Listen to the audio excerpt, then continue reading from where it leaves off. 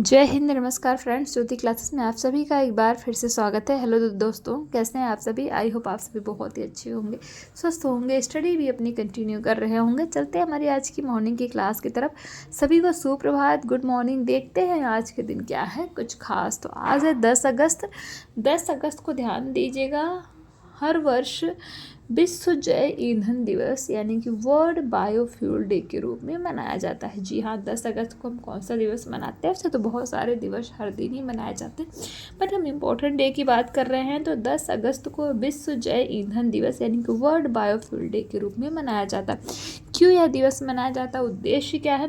तो जैव ईंधन के उपयोग को बढ़ावा देना, पारंपरिक पेट्रोल डीजल पर निर्भरता कम करना एवं पर्यावरण स्वच्छ एवं प्रदूषण मुक्त बनाने के लिए प्रत्येक वर्ष 10 अगस्त को विश्व जैव ईंधन दिवस मनाया जाता है। इसका इतिहास भी आपको पता होना चाहिए। तो 10 अगस्त 1893 यानी कि 1893 को सर रुडोल्फ डीजल ने पहली बार मूंगफली के तेल से इंजन चलाया था। जी हाँ, पहली बार किसके तेल से? मूंगफली, जो हमारा पीनट्स होता है ना, तो उसके तेल से इंजन चलाया था। तो इसी ऐतिहासिक दिवस को मनाने के लिए, इसी ऐतिहासिक दिन को याद करने के लिए यह दिवस मनाया जाता है प्रत्येक वर्ष 10 अगस्त को। तो आई होप विश्व जैव ईंधन दिवस से रिलेटेड सारे ही आपके जो क्वेश्चन बन रहे होंगे आपके माइंड में, वो क्लियर हो गए होंगे। तो चलते हैं आज हमारी क्लास की तरफ। तो आज की क्लास में फ्रेंड्स हम करेंगे आहार एवं पोषण विज्ञान। जैसा कि आपको हमने पहले भी बताया है कि एक दिन हम होम मैनेजमेंट करेंगे, एक दिन आहार एवं पोषण विज्ञान करेंगे, और सैटरडे की क्लास में आपका प्रसार शिक्षा एवं संचार होगा, और संडे को हम फुल रिवीजन करेंगे कि हमने क्या क्या पढ़ रखा है पूरे वीक है। तो ये स्ट्रेटजी हमारी होने वाली है। तो आप बताइए आपके हिसाब से क्या मतलब सही रहेगा। आप भी अपनी राय दीजिए, बट अभी तक किसी ने कोई कमेंट नहीं किया।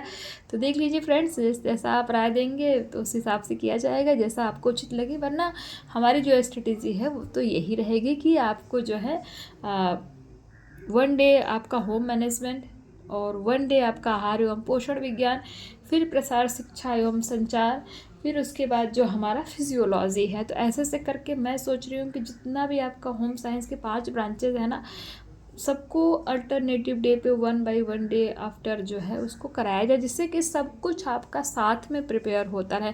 अभी एक ही बुक हम अगर लेके बैठ जाएंगे तो आप समझिए, अभी एलटी की परीक्षा आने वाली है, फिर टीजीटी पीजीटी की भी वैकेंसी निकलेगी, उसका भी नोटिफिकेशन आएगा, तो फिर प्रॉब्लम हो जाएगी फ्रेंड्स, और कुछ भी कवर नहीं हो पाएगा। तो आप जहाँ से पढ़ रहे हैं, जैसे पढ़ रहे हैं, बहुत अच्छी बात है, आप पढ़िए, बट इसके साथ आप जो है अपना हमारी क्लास के माध्यम से साथ साथ रिवीजन भी करिए। और हाँ, हमने जो सीरीज अपनी कंप्लीट की है क्लास 6 से 12 तक की, तो आई होप आपने हमारी सीरीज़ देखी होगी। नहीं देखी है तो आप जाइए। अगर आपको बेसिक्स आपको स्ट्रॉन्ग करना है, होम साइंस का बिल्कुल भी नॉलेज नहीं है, तो उसके लिए आप उस सीरीज़ में जा सकते हैं। प्लेलिस्ट में जाइए, आपको क्लास 6 से लेकर 12 तक की जितनी भी होम साइंस की बुक है सारी हमने पढ़ रखी है, और वर्ड टू वर्ड चीज़ें पढ़ा है, एक भी चीज़ें हमने छोड़ी नहीं है, पढ़ा ही नहीं है फ्रेंड्स। साथ में जैसे ही हमारा टॉपिक कंप्लीट हुआ है, हमारे चैप्टर्स कंप्लीट हुए हैं, तो हमने उनके क्वेश्चन आंसर्स की प्रैक्टिस भी भरपूर की है। हर चैप्टर के बाद क्वेश्चन आंसर, हर टॉपिक के बाद जो है उसका क्वेश्चन आंसर, उससे रिलेटेड हमने सब कुछ कवर किया है। तो अगर आपको अपना जो है होम साइंस का बेस स्ट्रॉन्ग बनाना है तो आप जाइए, सीरीज़ देखिए, सीरीज़ से आपको काफ़ी हेल्प मिलेगी।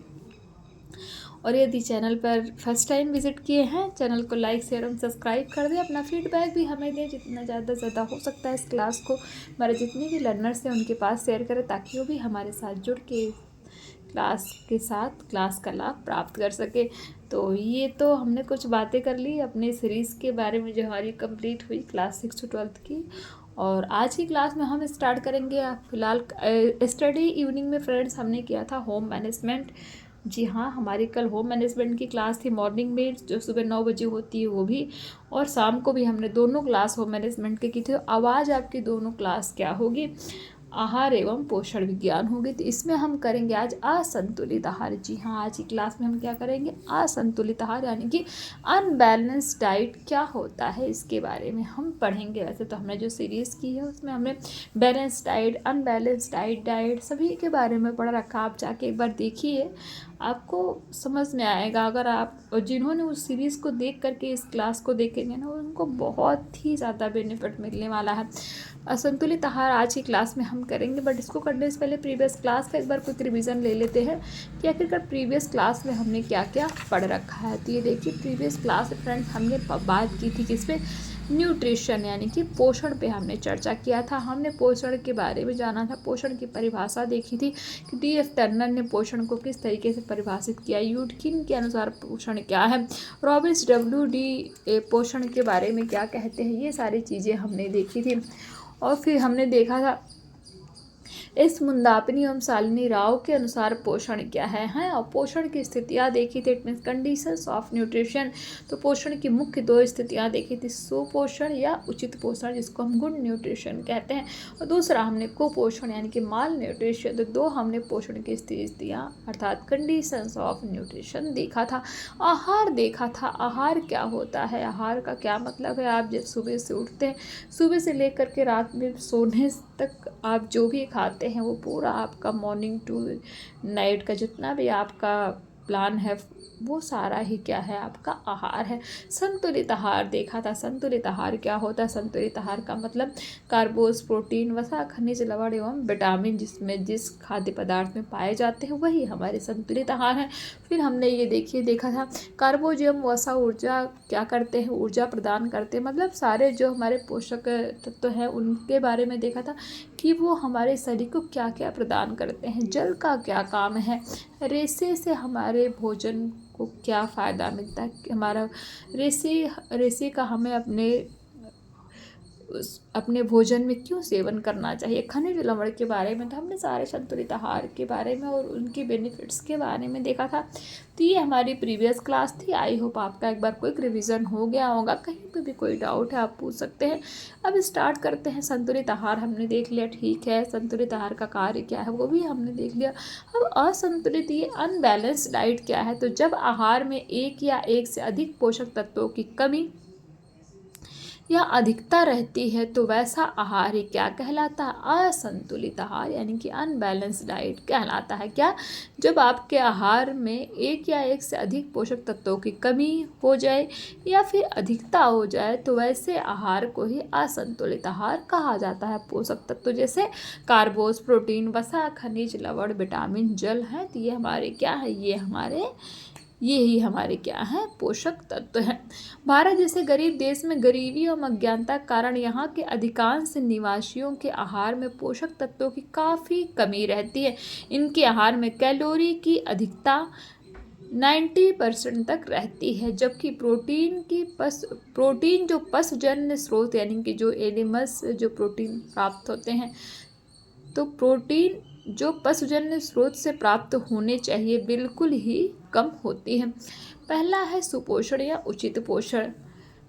आई होप फ्रेंड्स इसके बारे में हमने पढ़ा है। चलिए कोई नहीं, डाउट है तो एक बार इसको फिर से कर लेते हैं। तो पहला है सुपोषण या उचित पोषण। जो हमने पोषण की स्थितियाँ देखी थी ना, 2 स्थितियाँ देखी थी, सुपोषण या उचित पोषण, जिसको हम गुड न्यूट्रिशन कहते हैं। दूसरा हमने देखा था माल न्यूट्रिशन। तो सुपोषण या उचित पोषण को देखते हैं। यह वह स्थिति है जिसमें भोजन में सभी पौष्टिक तत्व व्यक्ति की उम्र, लिंग, शारीरिक व मानसिक क्षमता व अन्य आवश्यकता के अनुकूल रहते हैं। सुपोषण या उचित पोषण क्या कहलाता है। उचित पोषण से व्यक्ति शारीरिक एवं मानसिक रूप से स्वस्थ है। दूसरे शब्दों में सुपोषण से तात्पर्य व्यक्ति के संपूर्ण स्वास्थ्य से है। तो आई होप सुपोषण आपको समझ में आएगा। कुपोषण यानी कि माल न्यूट्रिशन देखते हैं। यह पोषण की वह स्थिति है जिसके कारण व्यक्ति के स्वास्थ्य में गिरावट आने लगती है। यह एक या एक से अधिक पोषक तत्वों की कमी, अधिकता या असंतुलन से होती है, जिससे शरीर रोगग्रस्त हो जाता है। आहार में पोषक तत्वों की कमी होने से अल्प पोषण यानी कि अंडर न्यूट्रिशन तथा अधिकता से अतिपोषण यानी कि ओवर न्यूट्रिशन हो जाता है। अल्प पोषण से विभिन्न प्रकार की बीमारियां जैसे रक्त अल्पता, विटामिन न्यूनता जनित रोग, रतौंधी, स्कर्वी, अस्थि मृदुता, अस्थि विकृति, सूखा रोग, क्वाशियोरकोर एवं अन्य अनेक बीमारियां हो जाती हैं। अतिपोषण यानी कि ओवर न्यूट्रिशन क्या है, तो ओवर न्यूट्रिशन भी शरीर के स्वास्थ्य के लिए हानिकारक होता है। इससे मोटापा बढ़ता है और मोटापा विभिन्न बीमारियों जैसे हृदय रोग, उच्च रक्तचाप, धमनियों में वसा का जमाव आदि की जननी है। विकसित देशों में कुपोषण अतिपोषण के कारण होता है, जिसमें मोटापा यानी कि ओबेसिटी, उच्च रक्तचाप यानी कि हाई ब्लड प्रेशर, हृदय रोग, कॉर्नरी डिजीजेस आदि होते हैं। अविकसित एवं विकासशील देशों में कुपोषण अल्प पोषण के कारण होता है। आहार में वसा की मात्रा भी कम होती है। आहार में विटामिन तथा खनिज लवण की मात्रा भी दैनिक आवश्यकता के अनुरूप न होकर काफ़ी कम होती है। विटामिन ए, डी तथा बी कॉम्प्लेक्स की काफ़ी कमी रहती है। तो ये आपने कुपोषण के प्रकार देख लिए, दो तरह के कुपोषण, अल्प पोषण एवं अतिपोषण। यानी कि आपके भोजन में पोषक तत्वों की अगर कमी हो जाए तो क्या हो जाएगा, अल्प पोषण हो जाएगा। और अगर आपके भोजन में पोषक तत्वों की अधिकता हो जाए, एक से अधिक पोषक तत्वों की अधिकता हो जाए तो वो क्या हो जाएगा, वो हो जाएगा आपका अतिपोषण। तो आयु कुपोषण के प्रकार अल्प पोषण एवं अतिपोषण आपको समझ में आए होंगे। नेक्स्ट है हमारा पोषक तत्व यानी कि न्यूट्रिएंट्स। तो देखते हैं, तो भोजन में अनेक जटिल रासायनिक पदार्थ होते हैं जो शरीर की वृद्धि, ऊतकों की टूट फूट की मरम्मत, रोगों से रक्षा, शरीर को उष्णता एवं नियंत्रण के लिए आवश्यक है। वे रासायनिक पदार्थ शरीर में होने वाली विभिन्न प्रकार की क्रियाओं को संपन्न करने के लिए एवं स्वास्थ्य को बनाए रखने के लिए उचित मात्रा में आवश्यक होते हैं। पोषक तत्व न्यूट्रिशन कहलाते हैं। न्यूट्रिशन से अगर आपसे पूछा जाए तो आप क्या बताएंगे कि न्यूट्रिशन क्या है, बताइए।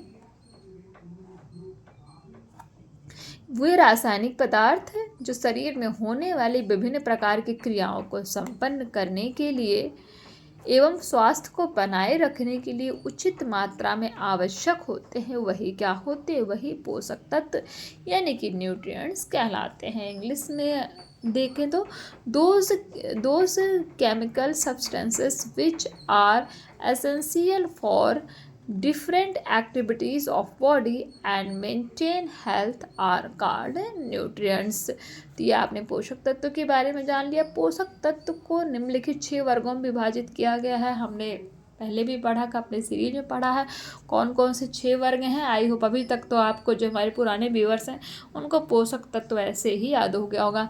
कौन कौन से, कार्बोज, वसा, प्रोटीन, खनिज लवण, विटामिन, जल। कौन कौन से पोषक तत्व होते हैं, कार्बोज, वसा, प्रोटीन, खनिज लवण, विटामिन, जल है। तो इनको आप याद कर लीजिए।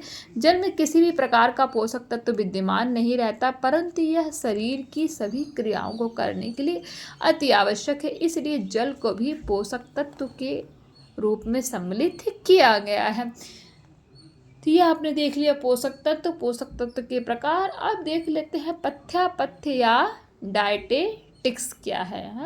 पथ्यापथ्य, इसको हम इंग्लिश में क्या कहते हैं, डायटेटिक्स। डायटेटिक्स क्या है, तो D.F. टर्नर के अनुसार पथ्यापथ्य अर्थात डायटेटिक्स विज्ञान एवं कला का एक सम्मिलित रूप है। आपको पता होना चाहिए डायटेटिक्स क्या है, तो विज्ञान एवं कला का एक मिला जुला, सम्मिलित मतलब मिला जुला रूप है, जिसके द्वारा विभिन्न व्यक्ति या समूहों को पोषण तथा आहार व्यवस्था के सिद्धांतों के अनुसार उनके विभिन्न आर्थिक स्तर या शारीरिक स्थितियों के अनुरूप भोजन दिया जाता है।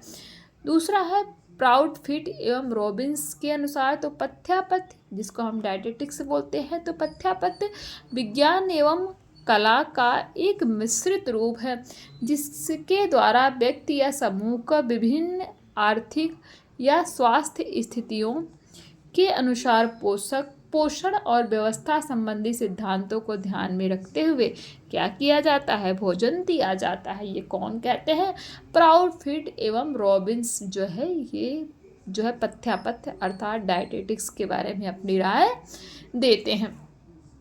इंग्लिश में भी इन्होंने बोल रखा कि dietetics is the combined science and arts of feeding individuals और groups under different economic or health conditions according to the principle of nutrition and management। तो ये आपने इंग्लिश में भी इनकी डेफिनेशन देख ली। इसके अंतर्गत साधारण स्वस्थ तथा रोगी व्यक्तियों के लिए आहार नियोजन करना व्यक्ति के आर्थिक, सामाजिक और मनोवैज्ञानिक कारकों को ध्यान में रखते हुए भोजन का चुनाव, संग्रह, तैयारी, परोसने की कला आदि आते हैं। परिभाषा से स्पष्ट है कि पथ्यापर तथा डायटेटिक्स का संबंध विज्ञान एवं कला दोनों से ही है। रोगी व्यक्ति के लिए आहार नियोजन करने के लिए गृहिणी को यह जानना आवश्यक है कि किस रोग के रोगी को किन किन पौष्टिक तत्वों की अधिक आवश्यकता है, भोज्य पदार्थ कहाँ से उपलब्ध होंगे, भोजन की रचना एवं स्वरूप किस तरह का होगा, भोजन पकाने की किन किन विधियों का प्रयोग किया जाए ताकि पौष्टिक तत्वों का नाश कम से कम हो आदि। तो पथ्यापथ्य में कला का पहलू का भी समावेश है। क्या? पथ्यापथ्य में कला के पहलू का भी समावेश है। भोजन चाहे कितना ही पौष्टिक, आकर्षक, संतुलित, स्वादिष्ट क्यों ही ना हो, यदि इसे आकर्षक एवं मनोहारी ढंग से नहीं परोसा जाए, भोजन में परोसने वालों का प्रेम सन्निहित नहीं हो, तो रोगी भरपेट भोजन नहीं खा सकेगा, उसकी भूख उससे मीलों दूर चली जाएगी। है तो ये आपने किसके बारे में जाना? पथ्यापथ्य या डायटेटिक्स के बारे में जाना। नेक्स्ट है हमारा क्या? पाचन अर्थात डाइजेशन के बारे में हम पढ़ेंगे हमारी नेक्स्ट क्लास में। आज की क्लास को यहीं तक रखते हैं। एक बार रिवीजन कर लेते हैं जाते जाते कि आज की क्लास में हमने क्या क्या टॉपिक कवर किया। तो आज की क्लास में फ्रेंड्स हमने असंतुलित आहार अर्थात अबैलेंस डाइट के बारे में जाना, जिसमें हमने सुपोषण की असंतुलित आहार क्या होता है, फिर हमने देखा सुपोषण या उचित पोषण क्या है, कुपोषण क्या है, कुपोषण के प्रकार देखे, अति पोषण और अल्प पोषण कि अल्प पोषण कैसे होता है, अति पोषण कैसे होता है। फिर हमने पोषक तत्व यानी कि न्यूट्रिएंट्स की परिभाषा देखी कि न्यूट्रिएंट्स क्या होते हैं और कितने प्रकार के होते हैं। ये तो आप सभी जानते हैं, जितने भी हमारे पुराने व्यूअर्स हैं जो हमारे साथ स्टार्टिंग से जुड़े हैं, उन सभी को पता है कि पोषक तत्व क्या होते हैं। फिर हमने पथ्यापथ्य या डायटेटिक्स जिसको हम इंग्लिश में बोलते हैं उसके बारे में जाना कि ये क्या होते हैं और इनकी परिभाषा देखी। आई होप आज की क्लास आपको समझ में आई होगी, सारे कॉन्सेप्ट क्लियर हुए होंगे। तो आज की क्लास को यहीं तक करते हैं फ्रेंड्स। प्लीज़ अपनी राय दीजिए, फीडबैक दिया करिए, क्लास कैसी लगती है कैसी नहीं लगती, जो भी है जैसा है बताइए। तो नेक्स्ट क्लास में हम करेंगे पाचन से स्टार्ट करेंगे अपना। तो मिलते हैं हमारी नेक्स्ट क्लास में, तब तक के लिए जय हिंद, नमस्कार। हंसते रहिए, मुस्कुराते रहिए, एक दूसरे की हेल्प करते रहिए। धन्यवाद।